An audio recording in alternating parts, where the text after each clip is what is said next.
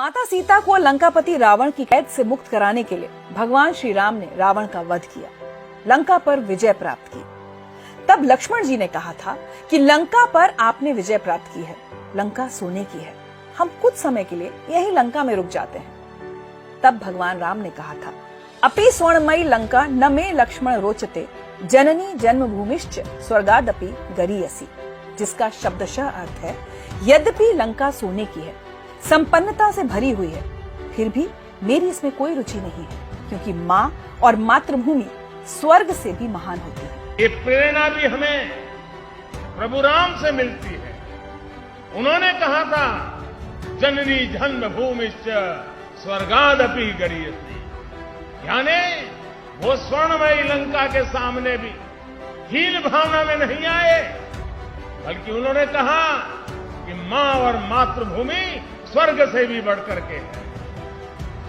इसी आत्मविश्वास के साथ जब वो अयोध्या में लौट कर आते हैं, तब अयोध्या के बारे में कहा जाता है, नवग्रह निखर अनिक बनाई, जनु ध्येय अमरावती आई, यानी अयोध्या की तुलना स्वर्ग से की गई है।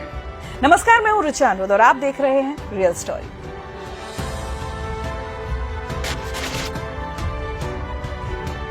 बाईस जनवरी को प्रधानमंत्री नरेंद्र मोदी के हाथों अयोध्या के भव्य मंदिर में रामलला की प्राण प्रतिष्ठा होगी। 500 साल के संघर्ष और सैकड़ों लोगों के बलिदान के बाद भगवान श्री राम अपनी स्वर्ग से भी महान जन्मभूमि में विराजमान होंगे। 22 जनवरी का यह दिन शताब्दियों के संघर्ष और बाधाओं को पार करके आया है, और आज हम आपको राम मंदिर के लिए 500 साल के संघर्ष की रियल स्टोरी बता रहे हैं। हम इस स्टोरी को 3 भागों में बांट सकते हैं। पहला, राम मंदिर निर्माण के 500 वर्षों का संघर्ष। दूसरा, अयोध्या में राम जन्मभूमि परिसर में श्री राम के प्रमाण। तीसरा, राम के देश में राम मंदिर का विरोध। शुरुआत करते हैं ईसा से 100 साल पहले के एक उल्लेख से। ऐसे प्रमाण मिलते हैं कि उस समय उज्जैन के चक्रवर्ती सम्राट विक्रमादित्य थे, जिनके आदेश पर भगवान राम की जन्मभूमि अयोध्या में 84 स्तंभों पर एक नए भव्य राम मंदिर का निर्माण कराया गया। समय बदलता रहा, शासक बदलते रहे, लेकिन करीब 1500 साल तक राम मंदिर का अस्तित्व बना रहा। कहा जाता है कि सिकंदर लोधी के शासनकाल तक अयोध्या में श्री राम मंदिर मौजूद था। इतिहास में ऐसे प्रमाण मौजूद हैं कि संत गुरु नानक देव जी अयोध्या में भगवान श्री राम की जन्मभूमि पर आराधना करने गए थे, जिसका जिक्र सुप्रीम कोर्ट के फैसले में भी किया गया है। अब बात विवाद की शुरुआत की। 21 अप्रैल 1526 को काबुल के शासक बाबर और दिल्ली के शासक इब्राहिम लोधी के बीच पानीपत का पहला युद्ध लड़ा गया, और बाबर की जीत के साथ भारत में मुगलिया सल्तनत की स्थापना हुई। 1528 में मुगल बादशाह बाबर के आदेश पर उसके कमांडर मीर बाकी ने अयोध्या में बने श्री राम मंदिर को तोड़कर मस्जिद का निर्माण कराया, जिसका प्रमाण बाबरी ढांचे से मिले शिलालेख में मौजूद है। 1528 से 1856 तक मुगल साम्राज्य के बादशाह बदलते रहे, लेकिन अयोध्या के राम मंदिर की तरफ किसी भी बादशाह ने ध्यान नहीं दिया।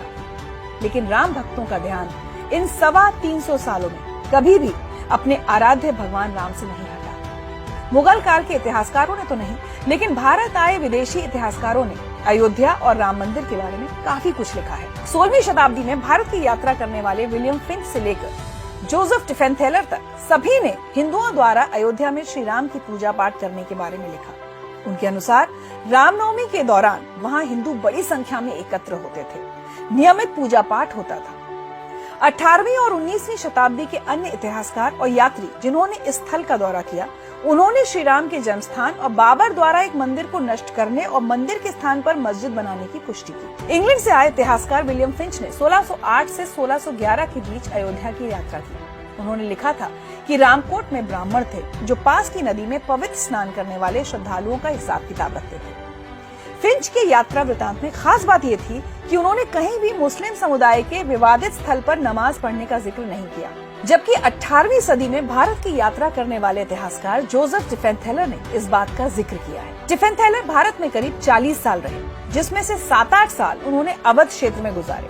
उन्होंने लिखा है कि हिंदुओं ने वहाँ एक वेदी बनाई जो किसी छोटे बच्चे के पालने के जैसी थी। रामनवमी के दिन हिंदू उसकी परिक्रमा करते थे। उन्होंने लिखा है कि मुस्लिम वहां नमाज भी अता करते थे। टिफेंथलर द्वारा लिखे गए यात्रा विवरण के कुछ पैराग्राफ सुप्रीम कोर्ट के फैसले में भी शामिल किए गए, जिनमें से एक ये है: इस स्थान पर नदी के ऊंचे तट पर एक मंदिर बना हुआ था, लेकिन औरंगजेब ने हिंदू आस्था की स्मृति को मिटाने के उद्देश्य से इस मंदिर को ध्वस्त करवा दिया और इसकी जगह एक मस्जिद और 2 स्तंभ बनवा दिए। पूर्व की ओर बनी मस्जिद के बगल में मूरों ने एक और मस्जिद का निर्माण कराया था। आयरलैंड के रॉबर्ट मॉन्टगोमरी मार्टिन ने 3 खंडों वाली अपनी किताब history, antiquities, topography and statistics of eastern India में लिखा कि कहा जाता है कि जिस कट्टरवादी ने मंदिरों को नष्ट किया था, उसने सबसे उल्लेखनीय मंदिरों के स्थान पर मस्जिदें बनाई। अयोध्या में मौजूद मस्जिद, जो सबसे आधुनिक होने का आभास देती है, इसकी दीवारों पर एक शिलालेख से पता चलता है कि इसे औरंगजेब से 5 पीढ़ी पहले बाबर के काल में बनवाया गया था। श्री राम जन्मभूमि तीर्थ क्षेत्र के महासचिव चंपत राय ने बताया कि विदेशी इतिहासकारों के लेखन और यात्रा वृतांत अदालत में बेहद महत्वपूर्ण सिद्ध हुए। बर्लिन में प्रकाशित हुई history and geography of India, उस टिफेंथलर की भारत का इतिहास, भूगोल, ये किताब इंटरनेट पर पाई जाती है। 1786 में छपी है। अयोध्या चैप्टर है, अयोध्या भ्रमण का वर्णन है, पढ़ो। 1786 में तो अंग्रेज थे। यहाँ की जनता राम जन्मभूमि के बारे में क्या सोचती थी, क्या व्यवहार करती थी, उसमें लिखा है। वक्त बदल रहा था, मुगल साम्राज्य अपना वैभव खो रहा था और अपने पतन की ओर बढ़ रहा था। इसी समय 1856-57 में अयोध्या में बाबरी ढांचे के आसपास हिंदू और मुसलमानों के बीच विवाद हुआ। विवाद को रोकने के लिए ब्रिटिश सरकार ने 6-7 फीट ऊंची दीवार खड़ी कर दी। इस दीवार ने परिसर को 2 भागों में विभाजित कर दिया, आंतरिक भाग मुसलमानों के उपयोग के लिए और बाहरी भाग हिंदुओं के लिए। फिर साल 1858 में मुअज्जिन मोहम्मद असगर ने अवध के थानेदार से शिकायत थी कि 25 निहंग सिख पंजाब से आकर बाबरी ढांचे में घुस गए हैं, पूजा और हवन कर रहे हैं।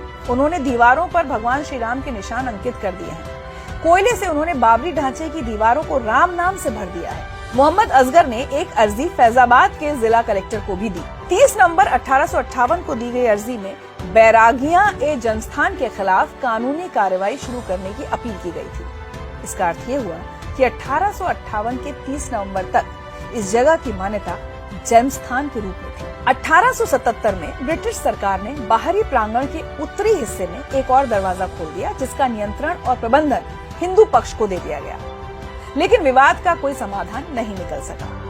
1885 में पहली बार राम जन्मभूमि और बाबरी ढांचे का मामला अदालत में पहुंचा। महंत रघुबीर दास ने बाबरी ढांचे से सटी जमीन पर मंदिर बनाने की मांग की। फैजाबाद के जिला मजिस्ट्रेट ने अनुमति देने से इनकार कर दिया। फिर महंत रघुबीर दास ने बाबरी ढांचे के चबूतरे पर मंदिर बनाने की अनुमति मांगी और भारत के सेक्रेटरी ऑफ स्टेट के खिलाफ फैजाबाद अदालत में एक मुकदमा दायर किया। 24 दिसंबर 1885 को ट्रायल जज ने ये कहते हुए मुकदमा खारिज कर दिया कि मंदिर के प्रस्तावित निर्माण के कारण 2 समुदायों के बीच दंगे भड़कने की संभावना है। 18 मार्च 1886 को जिला अदालत में अपील की गई। 1 नवंबर 1886 को इस अपील को भी खारिज कर दिया गया। अगले करीब 4 दशकों तक अदालतों में श्री राम जन्मभूमि के लिए कानूनी लड़ाई लड़ी जाती रही। 1934 में हिंदू और मुस्लिम समुदायों के बीच संघर्ष हुआ, जिसमें ढांचा क्षतिग्रस्त हो गया। अदालती लड़ाई अपनी गति से चल रही थी और फिर 1949 में राम जन्मभूमि स्थल के अंदर भगवान राम और माता सीता की मूर्तियां रखी गयी, जिसके कारण सरकार ने इसे विवादित स्थल घोषित कर दिया। 1950 में हिंदू पक्ष की तरफ से गोपाल सिंह विशारद और परमहंस रामचंद्र दास ने फैजाबाद अदालत में मुकदमा दायर किया, जिसमें हिंदुओं के लिए रामलला की पूजा अर्चना की अनुमति मांगी गई। अदालत ने दोनों पक्षों को पूजा पाठ की अनुमति दे दी और आंतरिक प्रांगण के दरवाजों को बंद रखने का आदेश दिया। 17 दिसंबर 1959 को निर्मोही अखाड़े ने फैजाबाद के सिविल कोर्ट में दावा पेश किया कि जन्मस्थान के मामलों के प्रबंधन का पूर्ण अधिकार उसका है। 18 दिसंबर 1961 को सुन्नी सेंट्रल वक्फ बोर्ड और अयोध्या के 9 मुस्लिम निवासियों ने फैजाबाद के सिविल जज के समक्ष मुकदमा दायर किया। अगले कई सालों तक विवादित स्थल से जुड़े मुकदमे अदालतों में अपनी गति से चलते रहे। फिर 25 जनवरी 1986 को याचिकाकर्ता उमेश चंद्र ने ब्रिटिश शासन के दौरान बनाई गई दीवार पर लगे तालों को हटाने और भक्तों के लिए रामलला के दर्शन की अनुमति ट्रायल कोर्ट से मांगी। 3 दिन के अंदर ही 1 फरवरी 1986 को जिला न्यायाधीश ने इन दोनों बातों की अनुमति दे दी, लेकिन एक रिट फाइल कर इस आदेश को उच्च न्यायालय में चुनौती दी गई। 3 फरवरी 1986 को उच्च न्यायालय का अंतरिम आदेश आया, जिसमें संपत्ति की प्रकृति में किसी भी तरह के बदलाव पर प्रतिबंध लगा दिया गया। 9 से 11 जून 1989 में हिमाचल प्रदेश के पालमपुर में भाजपा का एक अधिवेशन हुआ, जिसमें राम मंदिर के निर्माण का प्रस्ताव पारित किया गया। उसके बाद से राम मंदिर निर्माण भाजपा के घोषणा पत्र का अहम बिंदु बन गया। भाजपा की राष्ट्रीय कार्यकारिणी की बैठक में फैसला लिया गया कि अब पार्टी राम जन्मभूमि आंदोलन का खुले तौर पर समर्थन करेगी। 1 जुलाई 1989 को भगवान रामलला विराजमान नाम से 5वां मुकदमा दायर किया गया।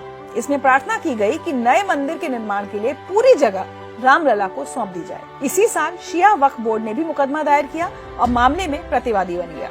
10 जुलाई 1989 को सभी मुकदमों को इलाहाबाद हाईकोर्ट में ट्रांसफर कर दिया गया। 14 अगस्त 1989 को एक अंतरिम आदेश आया, जिसमें दोनों पक्षों को विवादित संपत्ति को यथास्थिति बनाए रखने का निर्देश दिया गया। क्या आप जानते हैं कि राम मंदिर निर्माण के लिए पहली शिला किसने रखी थी? ये बात 9 नवंबर 1989 की है, जब बिहार के सुपौल जिले के कमरेल गांव के रहने वाले कामेश्वर चौपाल ने अयोध्या में राम मंदिर के निर्माण की पहली ईंट रखी थी। वही कामेश्वर चौपाल जो आज श्री राम जन्मभूमि तीर्थ क्षेत्र ट्रस्ट के दलित सदस्य हैं।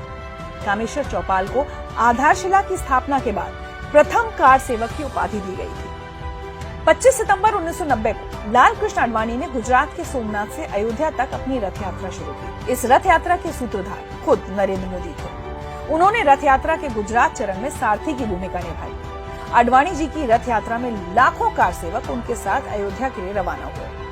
रथ यात्रा को 23 अक्टूबर 1990 को बिहार के समस्तीपुर में तत्कालीन मुख्यमंत्री लालू यादव ने रोक दिया और आडवाणी जी को हिरासत में ले लिया गया। लाखों कार सेवक अयोध्या की ओर बढ़ रहे थे। फिर वो तारीख आई जो राम मंदिर संघर्ष में बलिदान के लिए हमेशा याद की जाएगी। 2 नवंबर 1990 को दिगंबर अखाड़े की तरफ से हनुमानगढ़ी की ओर जो कार सेवक बढ़ रहे थे, उनमें 22 साल के रामकुमार कोठारी और 20 साल के शरद कोठारी शामिल थे।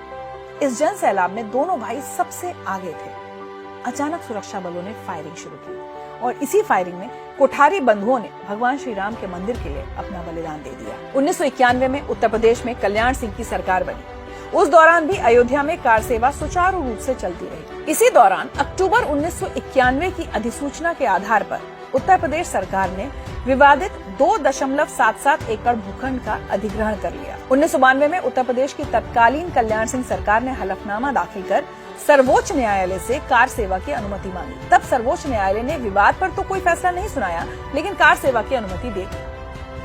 4, 5 और 6 दिसंबर को लाखों की संख्या में कार सेवक अयोध्या पहुंच गए और 6 दिसंबर 1992 को विवादित ढांचे को ढहा दिया। अयोध्या में 1992 में विवादित ढांचा गिराए जाने के बाद बीजेपी को 4 राज्यों में सरकार गंवानी पड़ी, लेकिन भाजपा अयोध्या में राम मंदिर बनाने के प्रण से पीछे नहीं हटी। कांग्रेस के तत्कालीन प्रधानमंत्री नरसिम्हा राव ने उत्तर प्रदेश में कल्याण सिंह, हिमाचल प्रदेश में शांता कुमार, राजस्थान में भैरव सिंह शेखावत और मध्य प्रदेश में सुंदरलाल पटवा सरकार को बर्खास्त कर दिया। इन राज्यों में राष्ट्रपति शासन लगा दिया गया।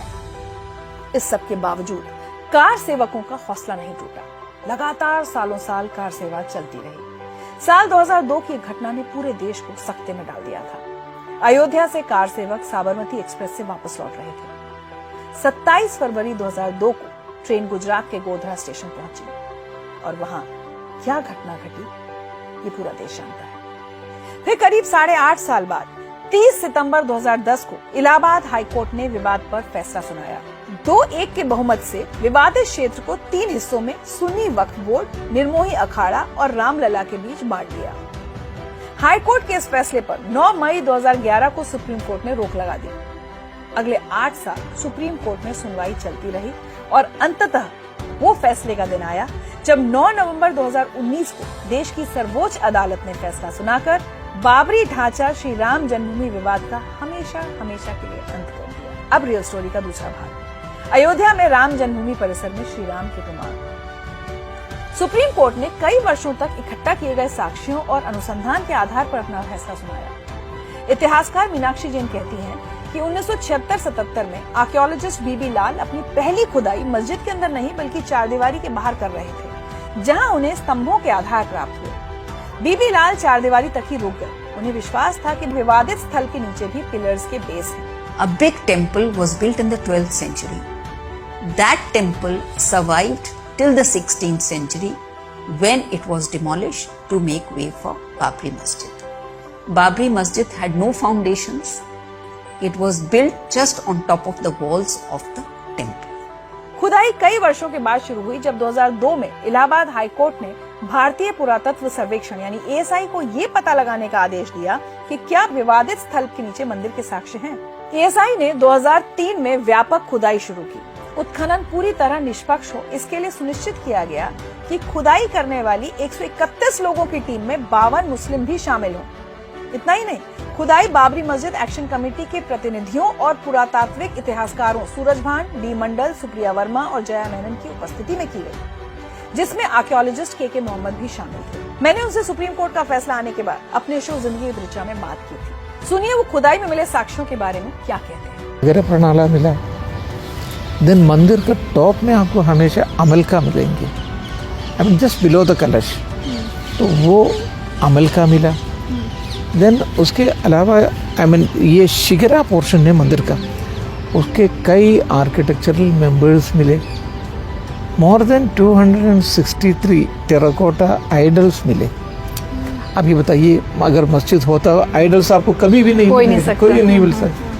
उत्तर प्रदेश के पुरातत्व निदेशक राकेश तिवारी ने खुदाई में मिले साक्ष्यों पर एक रिपोर्ट प्रस्तुत की। ASI इस निष्कर्ष तक पहुंच गई थी कि बाबरी ढांचे के नीचे एक मंदिर मौजूद था। इलाहाबाद हाईकोर्ट की लखनऊ पीठ ने भी ASI के निष्कर्ष का समर्थन किया। इतना ही नहीं, 9 नवंबर 2019 को सुप्रीम कोर्ट का फैसला आने के बाद भी अयोध्या में समतलीकरण कार्य के समय 5 फीट के शिवलिंग, 7 काले टचस्टोन के पिलर, 6 लाल बलुआ पत्थर के पिलर और देवी देवताओं की टूटी हुई मूर्तियां भी मिली। आइए आपको दिखाते हैं कुछ ऐसे फोटोग्राफिक सबूत जो खुदाई के दौरान मिले थे।